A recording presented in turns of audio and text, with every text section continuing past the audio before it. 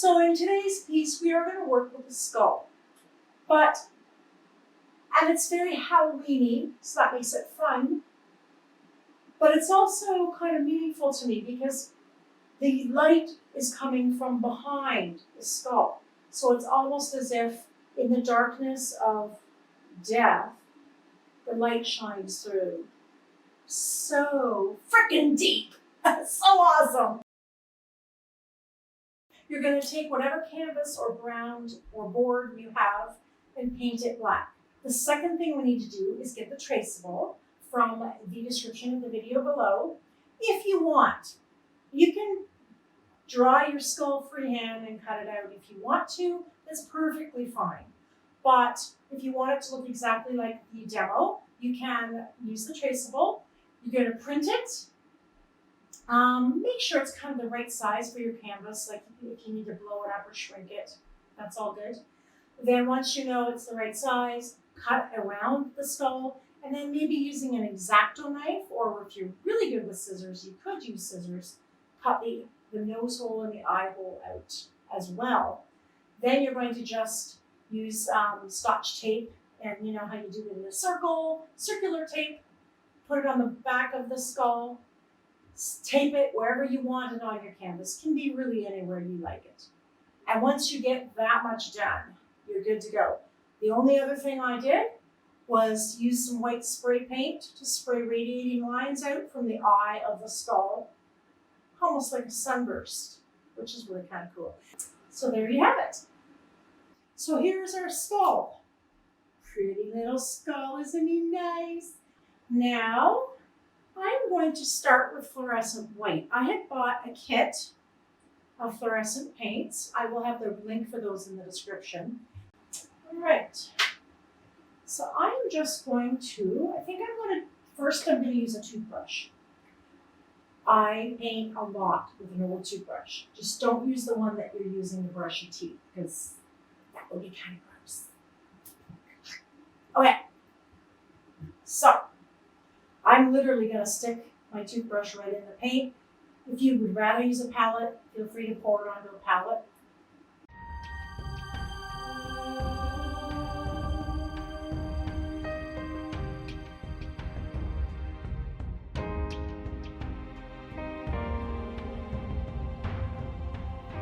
So now let's do yellow next. I'm going from the brightest to the not as bright. I think I'm going to try Baby Bear instead of using the toothbrush this time. So I'll just get lots of paint on Baby Bear, and I'm literally going to fling it. And I fling it like so. So kind of like away from the skull, because I want those lines to go radiate out from the skull.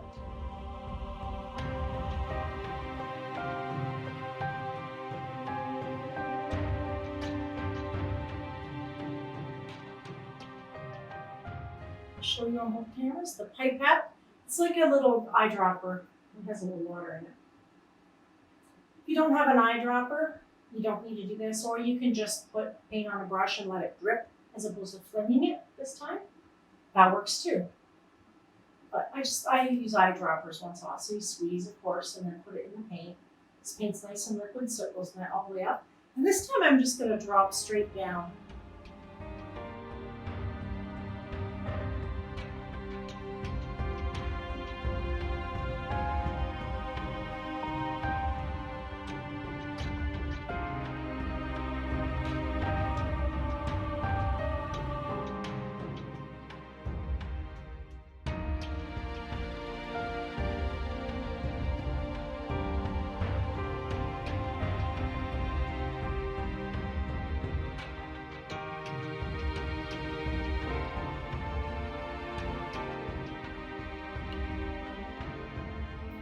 All right, so now I am manipulating some of the drips with this rubbery pointy thing that I talked about. I don't know what it's called. Some kind of texture drawing in tool you can carve into the paint. Please feel free, you can use a paintbrush just to have some fun with it. You can use, like I said, a toothpick. You can use a comb. You can use catalyst if you have it, or any kind of sponge. Anything that you want to move the paint around with, any areas you don't like, experiment, have some fun. This is a very fun painting. It's not serious high art right here. Just having some fun. Okay, every time I use it, because there's all kinds of colors on my painting at the moment, so every time I use this tool, I'm wiping it off.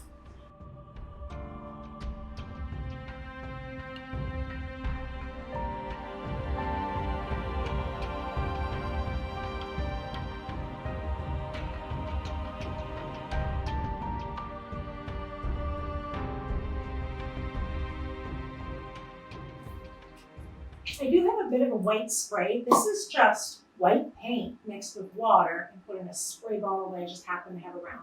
This is my sleep spray, my melatonin that I use at night. And I have several of those bottles, so I have a paint in them.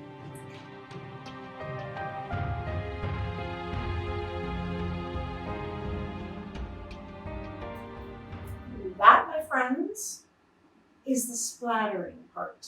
This is about all you're going to be able to do right now, with one exception. I have some glitter, just kind of white glitter. I'm going to put glitter just in his eyeball and his nose socket. Because who doesn't want glitter up your nose? Right? I know I do. Just kidding. Don't put glitter up my nose. If there's a skull, I just have to brighten it up a little. So I'm just going to lift. Find an edge that's sticking up and lift straight up. Ta-da! Pretty skull. Okay, we've let the painting dry, and you can see that it looks really cool. It doesn't look quite finished, and I accidentally forgot to turn the video on before I did some black spritzes. So you can see that. That I just did with another one of those little bottles I told you about, with black paint and some water. And so I just spritzed a little bit. A good rule of thumb is that where you want the focal point, you want the greatest area of contrast. So black beside white will draw the eye to it. And I like the contrast the most where the eye socket, both eye sockets actually, and the nose. So if that, which makes sense because that's the center of the face, is basically the focal point. So I think I want that part of the skull to be blacker. And this part of the skull I might fade out a little more. So in order to start out with nice black, I'm going to blacken and darken some of this because of course some of that spray, those sprays and things seeped underneath that skull.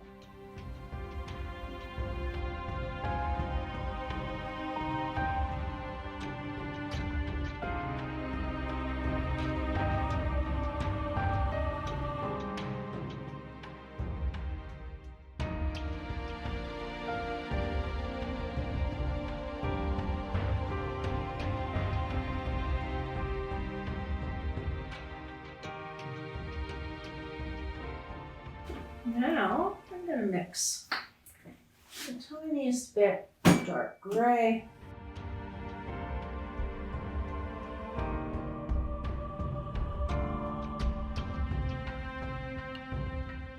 Then I'm going to start in there and I'm going to like shuffle in some of that gray. You won't really be able to see this much. It's just, in nature, things don't just end up being one shade of a color. There are multiple shades.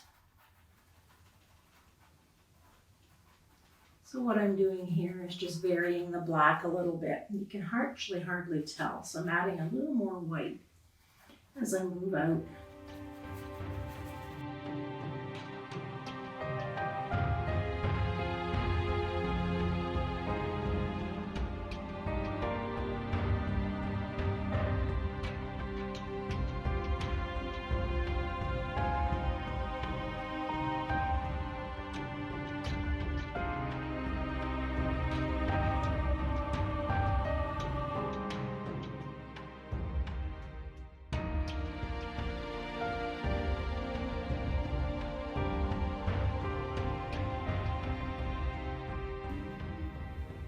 I'm just kind of playing with the skull. I'm still gonna put stencils on top of it. But just in case parts of this peek through a little bit more, I don't want it to be too one note. I mean, if you really wanted to be more realistic than me, I tend to like more abstract-y sorts of paintings, but you can go as realistic as you want, because with your traceable, I actually gave you the picture of the skull. So as you can see, if I were to put that on there, you could do that. You could like try and get some of those effects. I don't really want to, because to me then that would negate all the nice pretty background that I've got. So I want to be careful not to do that. But that doesn't mean you can't do it. You can do anything you want because it's your painting. You can do this with a toothpick. I'm just kind of putting some vague details.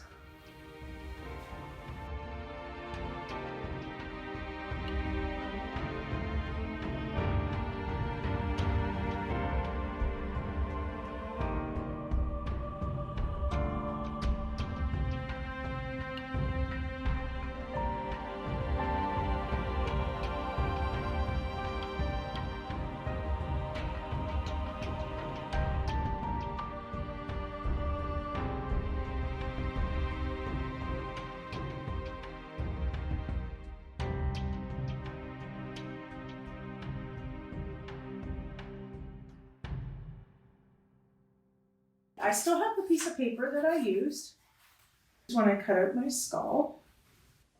Isn't that handy? So I'm just going to take this down. So there's many different ways to do stencils. A lot of people use a spongy thing that you tap up and down. Some people use sprays. That's actually my favorite thing to do, but I just don't have the right colors of sprays to do that. So my next thing that I like to do is just to use a regular flat brush. This is Papa Bear. And dry him off. He was in the water. And I'm going to find a few stencils. And then I'm going to just put some paint on the brush. There's not a lot of paint left on my palette, so I'm just going to go for it. I'm going to hold the stencil really firmly. I'm just going to kind of, now I'm not going to put it where the mouth and the nose are, so you have to be a little careful that you don't go over that. Now this is going to be extremely subtle. You can scrub around back and forth. It doesn't matter a lot. If it goes where you don't want it to go, big whoop. All good. So I don't even know if you can see that, but it's really cool.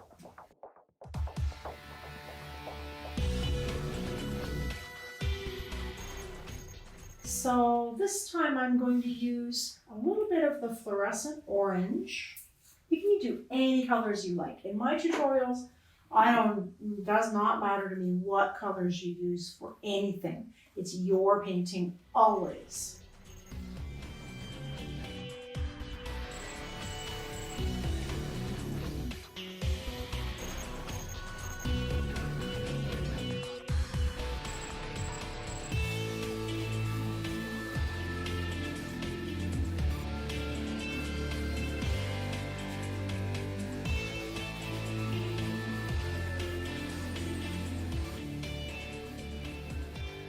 The thing with stencils, if you use a lot of goopy wet paint, it will go underneath the little things. But if you wipe a lot of the paint off, and just go round and round, it stays where you put it, more or less.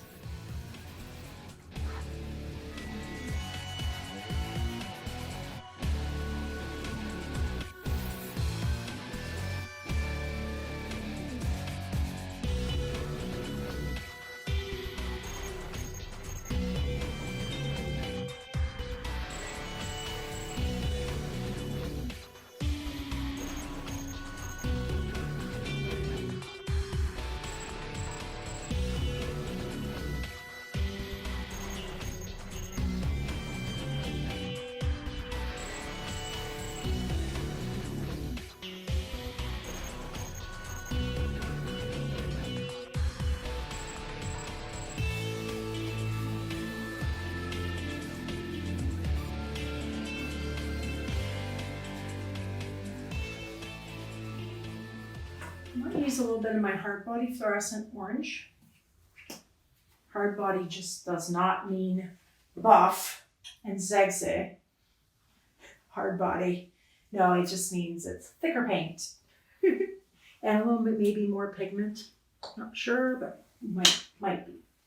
So now we know we can always put more black or grays back on the skull if we overdo this, which I am wont to do. I do overdo things a lot. So I got orange on my brush, but now I'm going to wipe it on my napkin, my rag, so there's not as much paint. Now I'm just going to do this. So the reason I like to put the colors of the background in the skull, at least somewhat, is to make the painting feel more cohesive.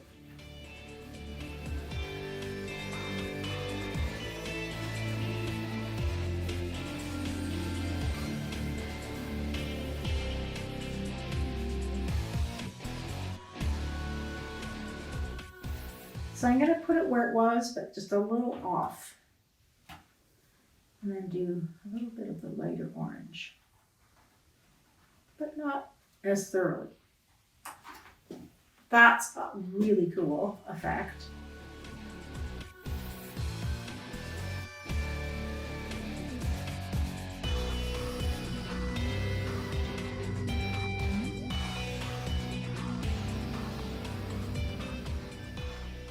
And I'm now going to take this off the painting. So I think I'm going to put the butterfly kind of here.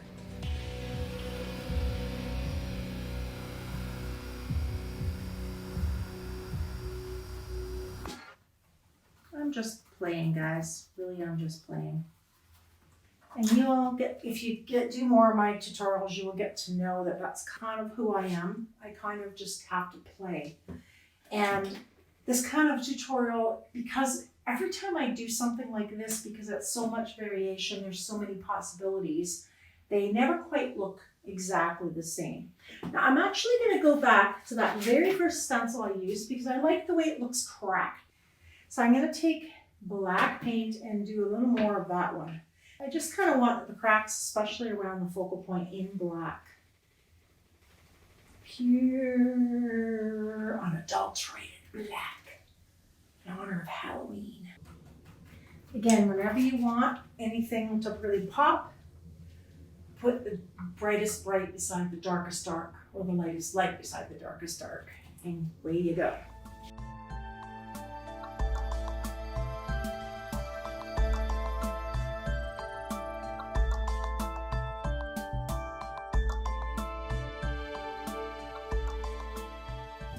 Should I put any of these outside of the skull just for fun?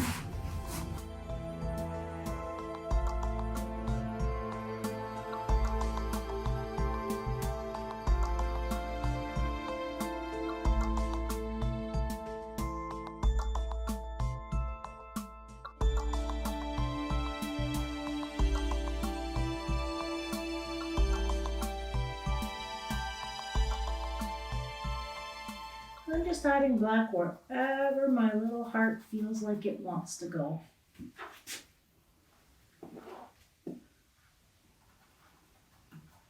And you'll notice there's less paint on my brush. I do a lot of that. I'll put a paint on my brush. I'll start where I want the paint the strongest, and then I'll kind of feather it out. It's kind of one blending trick that I use a fair bit. All right, now, I always have this plan that the last step was going to be the toothbrush. It's just so amazing what it can do. So this time my paint's fairly liquidy. If yours isn't, you'll need to add water. So what you want is it's not going to kind of drip right off, but it's close.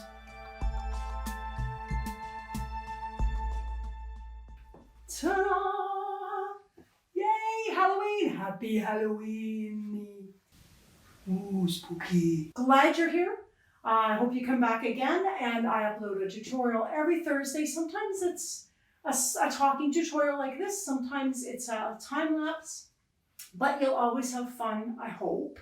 I hope in my channel you'll always have a good time. So please like and subscribe and come back again. Thanks. Bye. it.